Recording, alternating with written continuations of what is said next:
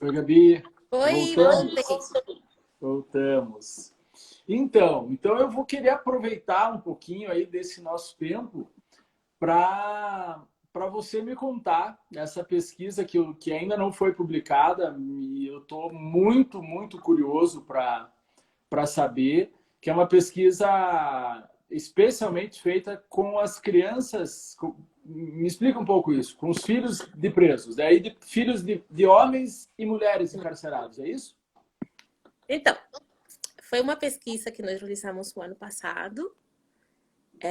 Na verdade, a ideia era o dia da visita, tá? Porque. Só espera só um minutinho. Era o dia da visita. Como que acontece toda essa situação do dia da visita com as crianças? E aí, como que a gente fez, né? Ué, como que funciona esse dia da visita? Como que as crianças visitam? Porque assim, até eu acho que eu não comentei direito como que eu entrei nesse tema, né? Porque você agradeceu as pessoas que estavam nos assistindo e eu tenho que assistir, eu tenho que agradecer muito. Tem duas pessoas que eu estou lembrando aqui, não sei, três, na verdade, que eu vi entre os comentários. A primeira é a Marilsa, né? Que é uma pessoa que trabalha no sistema, é uma pessoa maravilhosa, maravilhosa. Tenho que dizer que eu estou muito grata pelos amigos que eu tenho, pela minha rede de proteção, pelas pessoas que sempre estão por perto. A segunda pessoa que eu vi é uma pessoa que vou contar rapidinho, mas eu sou estrangeira. Quando eu cheguei no Brasil, eu fui morar em São Carlos, eu fui morar no alojamento. Eu morava no alojamento da universidade, mas quando a gente chegou na universidade, nós não tínhamos para onde ir. Então, nós tínhamos uma casa de 20 meninas. E uma das pessoas que está assistindo a live hoje é a Denise, que era uma das 20 meninas que Que morávamos lá em legal! São Carlos. 20 meninas dormindo por muito tempo no chão, Olha que história! né? Então, ela é uma pessoa que eu tenho um carinho enorme. E a terceira, e não por última, é a minha irmã do coração, né? Ela é minha irmã, ela é professora da USP, da psicologia, ela é japonesa, e quando a gente se apresenta, fala assim, essa aqui é a minha irmã. E o Paulo se olha e fala assim, falei, fomos trocadas na maternidade. E o Jean também entrou, a Luma Flor também entrou.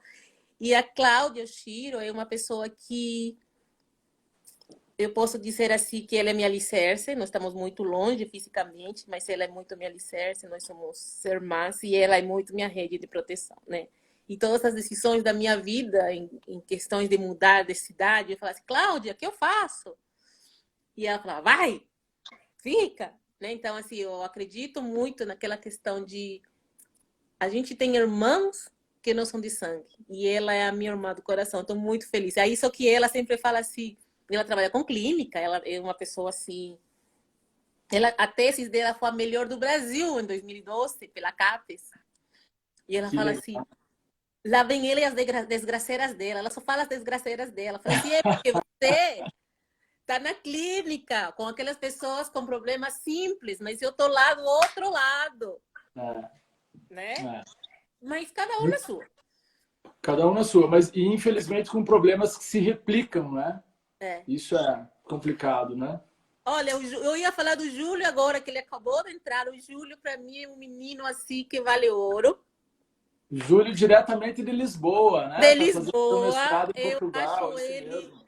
incrível, assim, eu acho ele um menino assim, eu vou lembrar sempre nas aulas, ele sempre de gravata, um menino impecável, impecável, né? E Exato. que diz que aprendeu muito comigo, eu fico muito feliz, muito feliz. É, um abraço. Mas um abraço muito grande para ele. Mas quando você fala sobre as crianças, né, a pesquisa que eu estava fazendo, então quando eu comecei a trabalhar com essas crianças, foi justamente um dia que eu me deparei por questões da vida com crianças que visitavam o presídio. Uhum.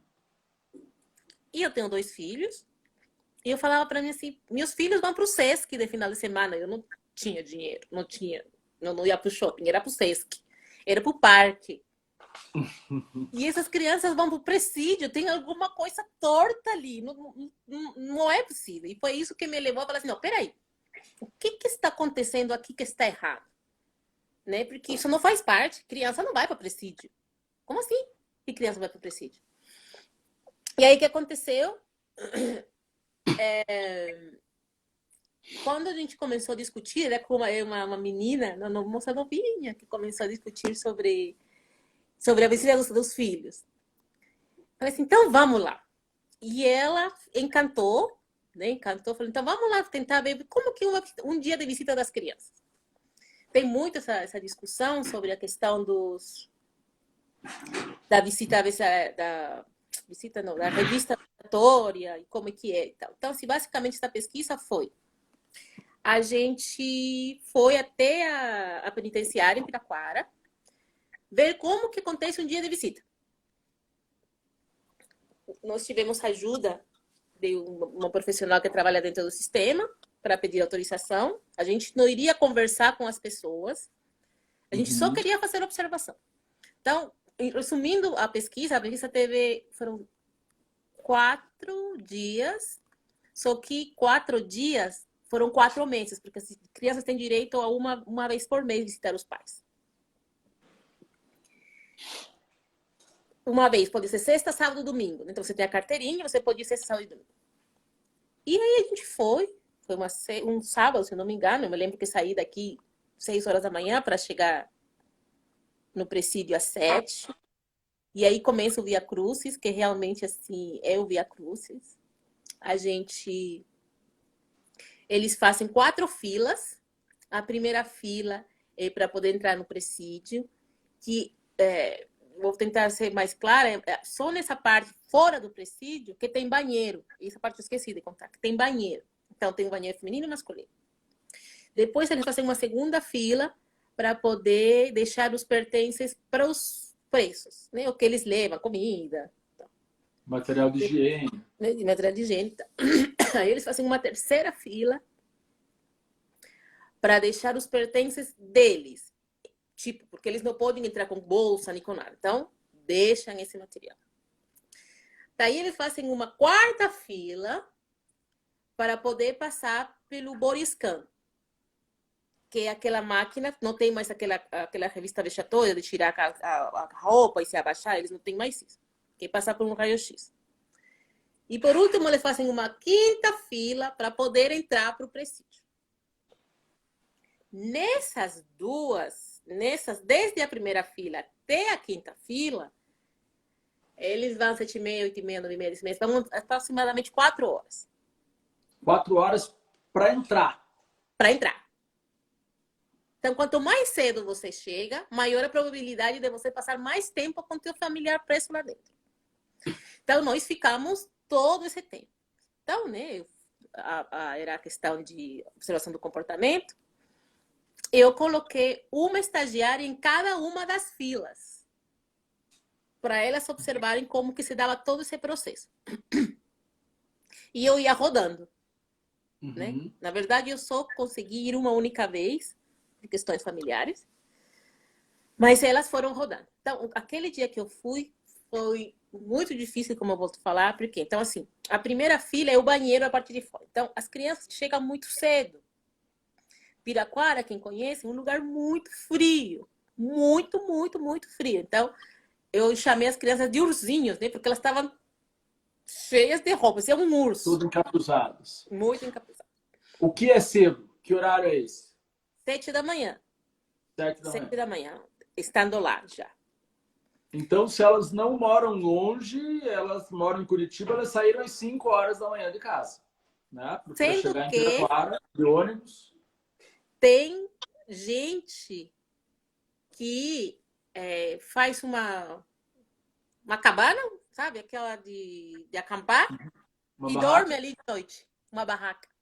E dorme ali de noite para poder ficar mais cedo para poder chegar. Uhum. Então, assim, a primeira fila é uma fila difícil também, porque as crianças ou estão com vontade de fazer xixi, ou estão cansadas, ou acabaram de chegar. E a gente, uma das pessoas que estava observando percebeu, né, que a criança chegou, a criança fez xixi na roupa, 5 ou 6 anos. Então, assim, eu falo e o coração aperta, porque a criança fez xixi na roupa, tava aquele frio, ela apanhou da mãe, porque fala, você fez xixi! Toda vez é a mesma coisa. Aí ela foi lá, lavou a cuequinha, espremeu tudo que dava e colocou a criança de volta e vamos entrar. Na seguinte fila de entregar todos os materiais, ela é mais tranquila, que eles entregam. Na outra fila, que eles têm que deixar os pertences, então eles têm que deixar água, mamadeira, bolacha, não ficam com nada. Então as mães ficam assim, come logo, porque você não vai comer até a gente entrar, né? Foi ali que eu vi uma moça que assim, foi difícil, porque assim, a moça estava com o bebecinho no colo, com a sacola do bebê, com a sacola que ela tinha de entregar as coisas, e tem que estar com a carteirinha na mão. Então, ela não sabia o que fazer. Aí eu falei assim, você quer me emprestar? Você quer que eu pegue o bebê no colo? Eu pego para você. Aí, na hora que eu peguei o bebezinho, né? Eu vi que era uma criança muito novinha. Muito novinha. Aí eu falei assim, nossa, quanto tempo ele tem? 20 dias. Nossa. 20 dias? É, porque ele quer muito que eu veja ele e tal, não sei o quê. E aí ela foi, né? Então, todo aqueles bagunça, entregou, tudo certo. Na próxima fila, que com todo respeito, a gente chamou da, né, aquele meu jeito, Gabriela, da sala do inferno, porque é uma sala do inferno. É uma sala muito pequena, eu não sei metragem, mas é uma sala muito pequena que eles fazem caracol, entendeu? Então é uma sala que não tem um banco, não tem nada, não tem nada. E a criança, você escuta a criança chorando, você escuta a criança cansada, você vê as mães sentadas no chão com a criança no colo. Muitas crianças, muitas mães né, falam assim, então, guarda meu lugar aqui que eu vou dar uma volta com a criança lá fora para a criança, né, parecer um pouquinho. E a gente ficava assim, meu Deus, como que a gente fica lá dentro? Porque não dá, é um espaço muito pequeno com muitas pessoas. Assim, deveria ter no mínimo assim umas 80 pessoas, um espaço muito pequeno. E esperando para poder passar pela primeira revista. E mais da metade aí crianças. Então eram basicamente Sim. mães com seus filhos, é isso? Mais com seus filhos. Então quando tem quando são dois, mas a parte boa, né, que eu acho que essa é a parte o que a gente precisa, de todas as situações ruins, sempre a gente tem uma parte boa. As crianças que ficavam do lado de fora, elas estavam brincando como se estivessem no parque. Eles não se conhecem, eles nunca se viram, e eles estão brincando. Vamos brincar de pega-pega. Ah, você faz isso. Ah, você faz aquilo. Então, assim, eles continuam sendo criança. Né? E isso foi a parte que você faz um... Ai! Né? Teve algumas crianças que também eu fiquei muito chocada, porque muitas delas não sabem que isso é um presídio. Elas acham que é a casa é o trabalho do pai. Estão indo visitar o trabalho do pai. O trabalho do pai. As crianças todas têm que estar de chinelo e meia, né? Não podem entrar de sapato. Todo mundo. Frio de Piraquara. Fazer frio de Piraquara. As mulheres também têm que usar o leg muito colorido, não pode ser qualquer tipo de roupa. As crianças também. E aquele dia eu fiquei muito triste, eu chorei muito depois, fiquei muito mal, porque tinha uma criancinha, uma mãe, uma pessoa muito simples também, então na terceira fila, ela ficou do lado de fora, que ela tinha um bebezinho, 1 aninho, meses, ele tinha meses, porque ele não estava andando. E uma menininha de uns 3 aninhos, aí lá vai a Gabriela, né? Ah, e você? Não, onde que seu marido tá? Ele tá, sei lá, não me lembro onde ele tava, tal. Ela tinha engravidado dentro do presídio, né? Fazendo visita íntima e tal. E aí tinha uma menininha, e eu tava com meu papel, meu caderno, fazendo minhas anotações, e a criança fala para mim assim, eu sei fazer meu nome. Falei, sério? Você sabe fazer seu nome? Falei, eu sei. Falei, então tá, então escreve para mim. Aí eu Aí ela falou assim, mas eu não sei fazer meu nome. Ela sabia copiando, entendeu? Falei, mas tá bom. Então eu fiz o nome dela e falei, então escreve. Aí Aham. fizemos o nome, né? Eu brincando com a criança e tal. Eu falei, eu sei, vamos escrever uma cartinha pro papai. Lá vai a ideia da Gabriela, né? Aí escrevi, papai, te quero muito. Aí ela foi escrevendo, legal. Aí eu arranquei a folhinha e falei assim, agora você entrega pro papai. Ela ficou toda feliz. Aí a mãe olha para mim e fala assim, ela não pode entrar com papel lá dentro. Eu fiquei, o coração doeu. Aí a menininha foi lá e entregou na hora. Assim, eu falei assim, então, fulaninha, vamos fazer assim. A gente guarda, mas assim, o olho encheu de lágrima. Eu fiquei muito mal. Porque minha intenção não foi essa. Minha Claro, intenção lógico. era, né? E aí eu fiquei muito revoltada. Bom, vamos para o quartinho do inferno. A gente falou assim, gente, esse quartinho, ninguém merece ficar lá dentro. Depois desse quartinho, você passa por uma revista só que só olhando, mostrando se tem alguma coisa no corpo. Tem que tirar o sapato. As mulheres, né, tem que ir com topinho, não pode colocar sutiã, então elas têm que levantar tudo certinho. Depois dessa revista, elas vão para o body scan, que é um raio-x, né? Aquele sistema que você não tem que se abaixar. Só que tem criança muito pequena, que não consegue ficar em pé. Então, o que eles fazem? Eles colocam do lado do body scan, tem uma caixa, porque uma caixa, eles dizem que é um berço, mas tem uma caixa. Aí você deixa a criança lá, a mãe passa. Aí pega a criança de novo, passa junto, porque muitas mães colocam as drogas na fralda, no sapato, né? Criança pequenininha pode entrar de sapato, né? Ou que seja. Aí depois de passar pelo body scan, eles ficam em um outro quartinho, que já tem uma grade, para dar um número, tipo, 20 pessoas para daí poder entrar no presídio. Então, se você começa a contar todo esse tempo, todo esse sofrimento, todo esse cansaço, sem comer nada, não tem nada para comer, não tem nada para beber. É um calvário. Quanto tempo? Então, umas 4 horas, porque começou às 7h30, e aí as crianças estão cansadas, as crianças estão com sono. Sabe o que me chamou a atenção no início da tua fala sobre essa pesquisa? Você falou assim, as crianças têm o direito de ver os pais uma vez por mês. E aí, isso me chamou a atenção, porque assim, quem trabalha com criança e adolescente sabe que existe um princípio também, eu estou hoje aqui só falando de princípios, né? Que é o princípio do melhor interesse da criança. Criança. E aí, acho que o que a gente tem que se perguntar é, isso de fato é um direito da criança, né? Essa visita ela é realizada para satisfazer a criança, será? Então, um trabalho que a gente fez faz muito tempo, quando assim que eu cheguei em Curitiba, a gente faz uma discussão sobre isso, né?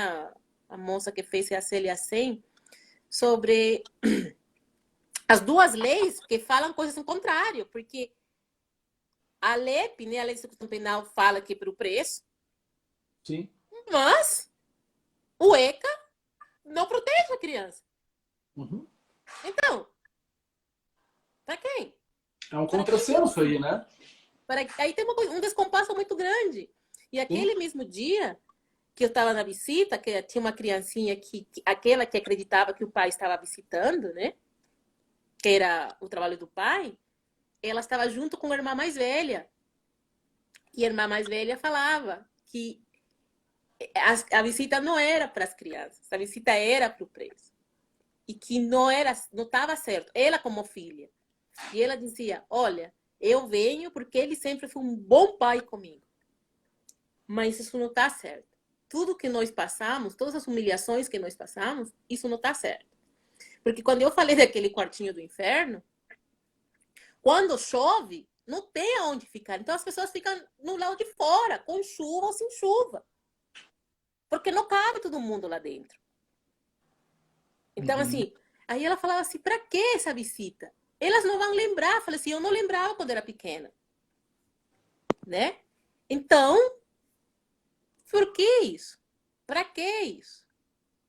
A visita é para o preso, não para, Não para né? criança. Não para Não para criança. não para criança. Porque assim, a criança realmente, se a gente for parar para pensar, aquela criança de 20 dias vai lembrar ter visto o pai?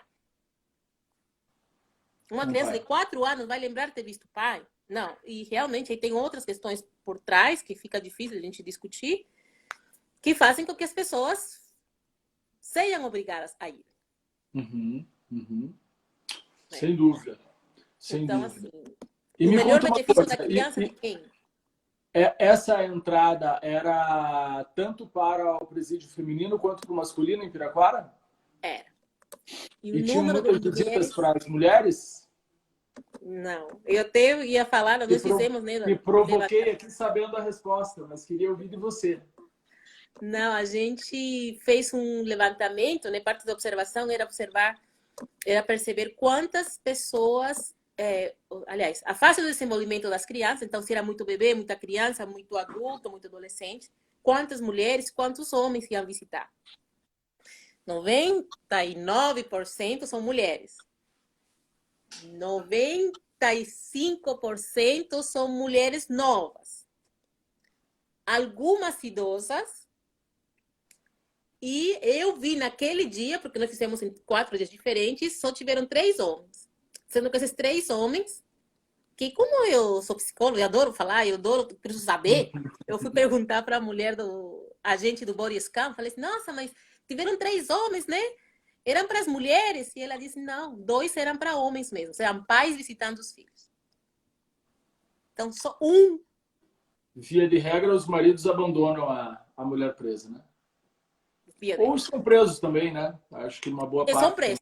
Tem muito, muito. Uma coisa que eu me deparei no início da pesquisa, que tem muitos que os dois estão presos, né? Aí as crianças ficam mais desamparadas ainda. Os dois estão presos.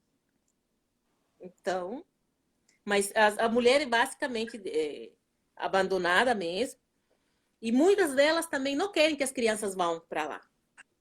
Por todo o sofrimento que as crianças têm que passar. E tem mais uma variável, né? Que é essas crianças ficam com os avós maternos, certo? Só que esses avós já estão ficando com os outros filhos da mulher. Para ela poder ir visitar essa filha, ela tem que arranjar onde deixa toda essa criançada, dinheiro para poder ir visitar aquela filha. É muito pior. Então fica muito mais difícil. E aí, eu não sei se é algo que. Eu imagino que isso é um dado que difícil de representar em pesquisa, mas nós sabemos que nesse meio do caminho muitas vezes entram as facções criminosas, não? Existe isso? Existe. Existe e assim, do pouco que eu sei, porque realmente não tenho interesse em entrar nesse tema, eles são, Uhum, infelizmente, as únicas pessoas que ajudam essa população. uhum.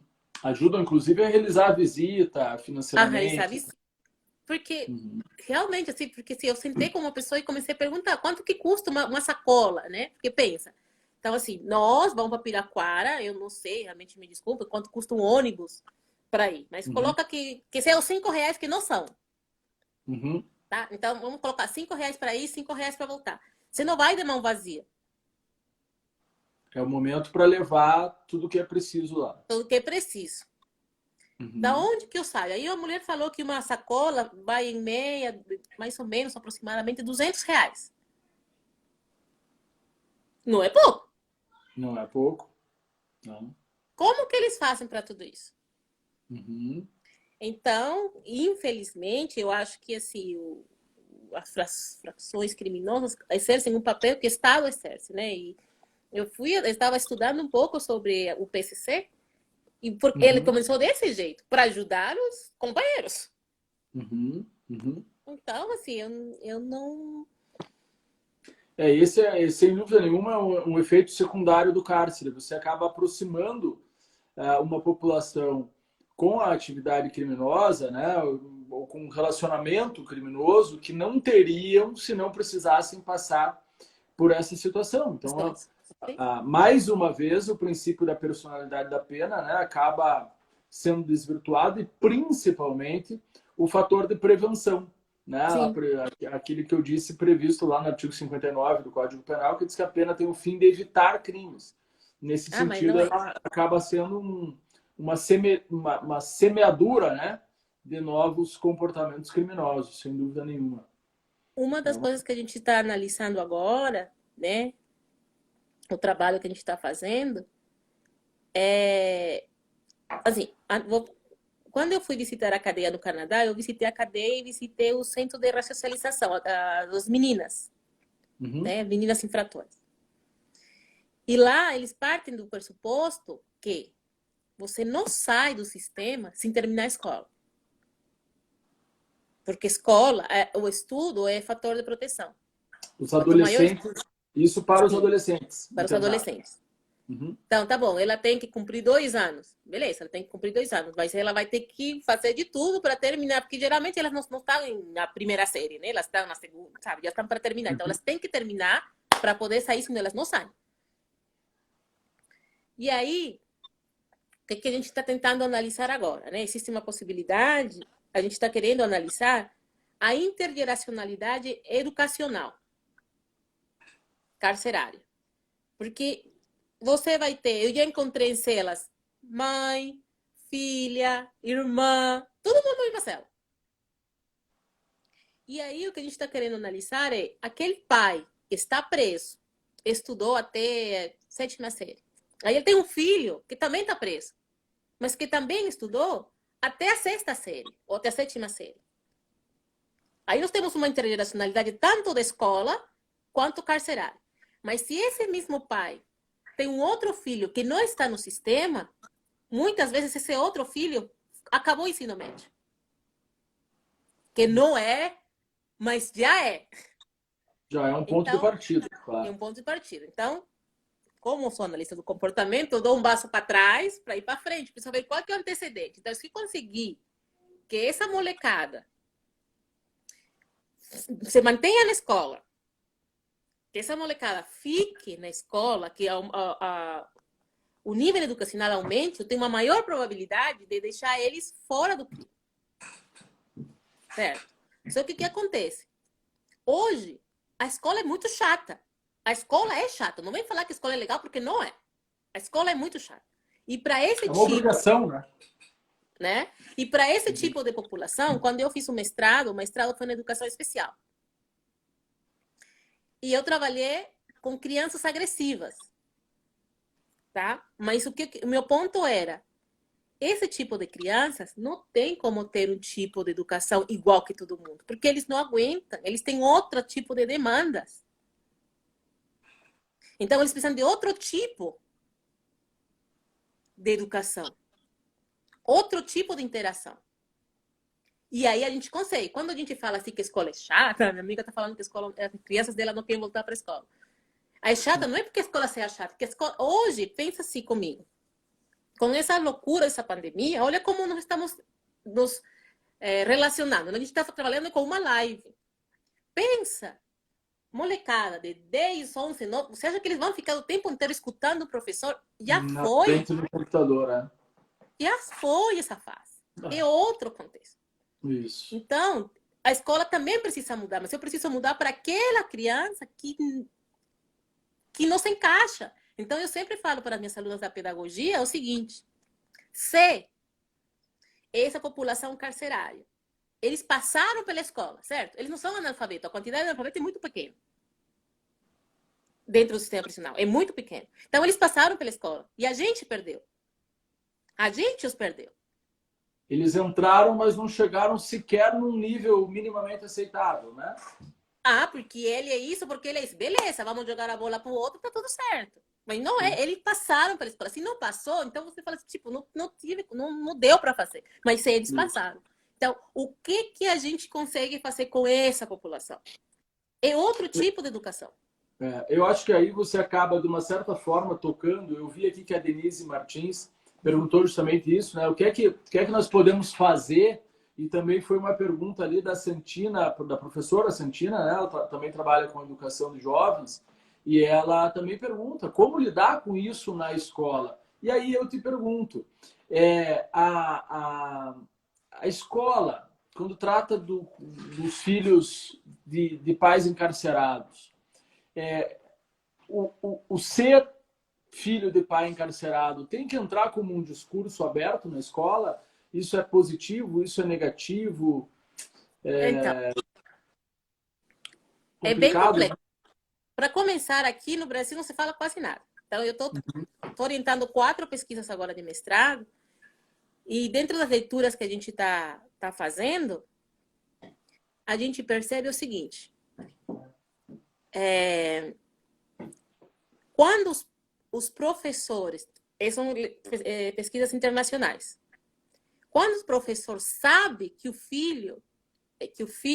que a criança é filho de preso, o preconceito aumenta maior. Aumenta muito mais. Muito, muito, muito mais. Porque aí, tudo que acontece de errado, a culpa é do fulano. Tá? Então, assim, o que a gente está trabalhando? A gente está fazendo um trabalho de conscientização com esse professor.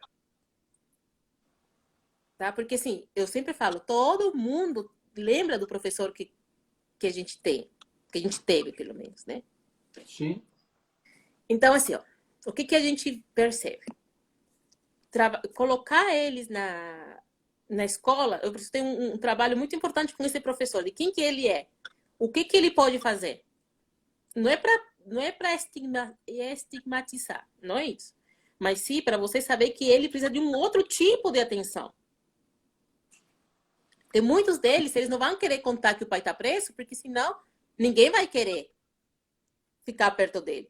E muitos deles se aproveitam da situação do pai preso para dizer, não mexe comigo não, viu? Porque meu pai tá preso. E meu pai tem um amigo não sei o quê. Também tem isso. Também tem. É uma forma de encontrar o seu espaço apesar da condição, né? Isso. Aí tem mais outra coisa. Então, quando elas perguntam o que a gente faz, é um trabalho bem complexo, mas eu acho que, assim, quando eu falo sobre filho de preso, eu falo assim, né, quem que é a única pessoa que vocês já ouviram falar que trabalha com filho de preso? Sou eu não conheço mais gente que trabalha com isso.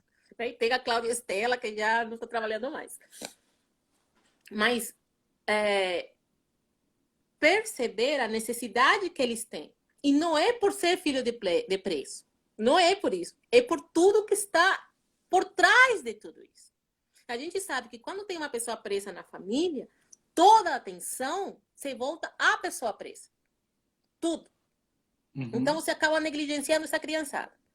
Seja da parte econômica, da parte emocional, do que for. Então, é um trabalho que tem que ser feito muito aos poucos. Então, das quatro dissertações que eu tenho agora, uma está trabalhando justamente com a relação à negligência que essas crianças sofrem dentro do ambiente prisional. Porque tem muitos professores que não têm ideia que a criança está passando por isso. Então, só fazendo a negligência é um fator de risco importante para o comportamento antissocial, não? E aí pensa nessa criança que teve toda essa via crucis no domingo. Segunda-feira ela chega na escola. Sim. Ninguém está sabendo de nada. Uhum. Entende? Então, temos essa. Temos aquelas crianças ou aqueles professores que, de por si, eles já têm um preconceito muito grande. Temos aquela família que está com muito medo de contar que o pai está preso ou que a mãe está presa. E temos aquelas que as crianças não sabem. Que as crianças juram que o pai está estudando, está trabalhando, que o pai está viajando, e lá vai. Então, assim, é um universo muito rico para ser estudado, mas, ao mesmo tempo, que precisa de muita rede. Eu falei na última live que eu achei, são 2 coisas que eu sempre falo, que a rede do mal funciona. Eu não conheço, eu sou diferente, né? Sei lá. Mas se você for em Piraquara ou em qualquer outro bairro e chegar e falar assim, cara, eu tenho que fumar um bacial, mas fala aí aonde que eu consigo. Eu tenho certeza Aparece na hora. Na hora. Não, ele não vai saber. Eu falei, olha, mas sabe aqui, fula. Ele fala, cara, eu apanhei do meu marido ontem, eu tô toda arrebentada, eu não sei o que eu faço. Poxa, eu não sei. Mas olha, e é isso. A rede do mal funciona. A É nossa verdade. rede do bem não funciona. É verdade. Então, acho que Tem, nossa rede precisa começar a funcionar. A tem razão. rede do bem tem que começar a andar. Porque quando a gente conseguir um pedacinho que seja, a gente consegue. E só voltando, o que a escola pode fazer? Eu acho que a gente tem que pensar. As duas pessoas perguntaram isso. 25 de novembro, 20 de novembro, sei lá, eu fui dar uma palestra em Colombo. Que as pessoas me chamam e eu vou, tá? Eu vou, não tem problema. Eu tô indo, tá tudo certo. Era um cerveja. E, por coincidência, foi muita coincidência, a professora era a minha aluna na faculdade, na Federal. E aí eu fui falar sobre a questão do racismo, não sei o quê, não sei o quê. Tá tudo certo, fiz minha fala, acabou, pronto. E no fundo da sala, sempre assim, tinha um mocinho, sabe? Aquele, assim, humano, com aquele boné lá. E o moleque só me olhava. Quietinho, mas só olhava. Quando eu terminei a fala,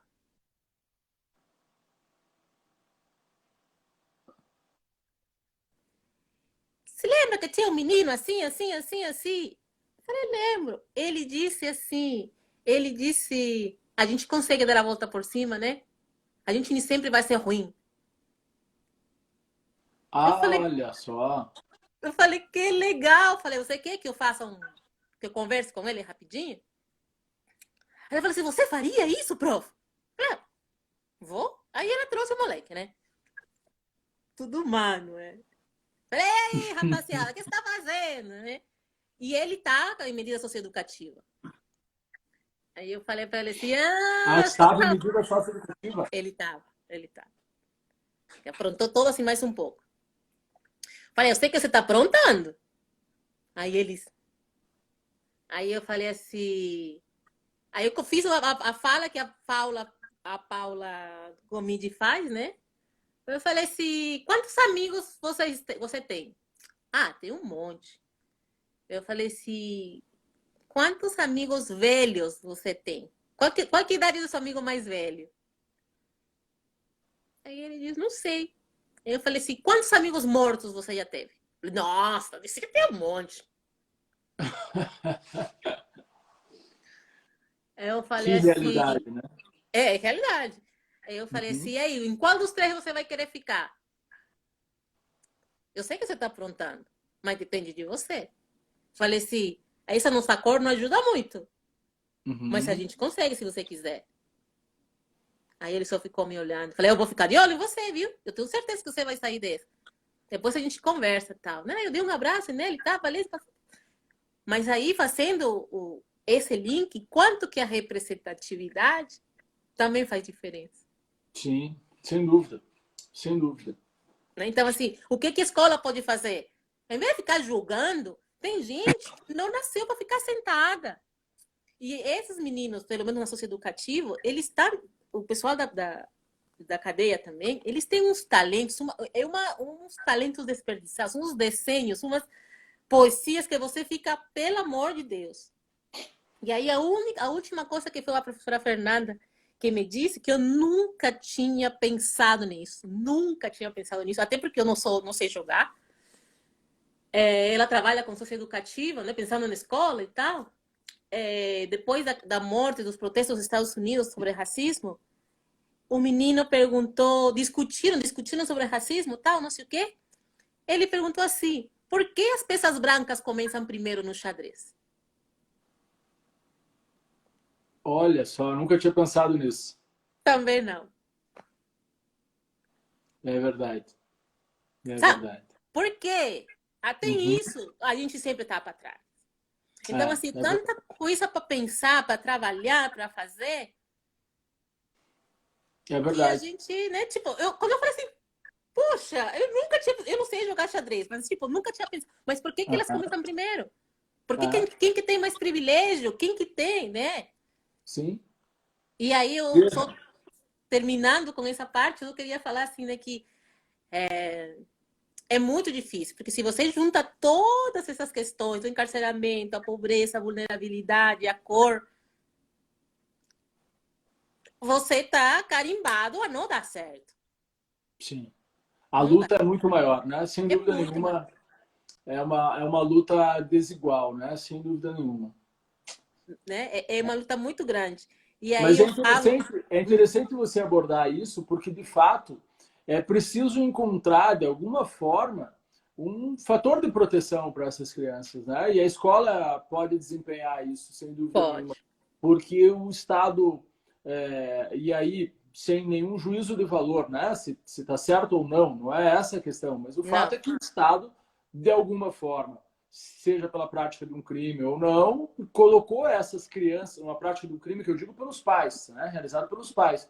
Mas o Estado está impondo a essas crianças uma realidade que elas vão precisar ultrapassar. E se nada for feito, a possibilidade de nós termos no futuro um cárcere habitado opa, muito grande. Então a gente precisa encontrar aí, sem dúvida nenhuma, uma solução para isso. Professora Gabriela, eu infelizmente vou ter que encerrar aqui. Quero te agradecer imagina. muito, muito, muito, assim como agradecer a todo mundo que esteve conosco, né? O doutor Marcelo Bauser, promotor de justiça, a doutora Daniela Santos, professora Gabriela, que eu preciso fazer aqui uma deferência especial, né? Que é médica e nossa acadêmica de Direito na Universidade de Tuiuti. Para quem não sabe, eu estive aí em voltas com a Covid-19 nas últimas semanas, e a doutora Daniela me ajudou muito por telefone, muito obrigado.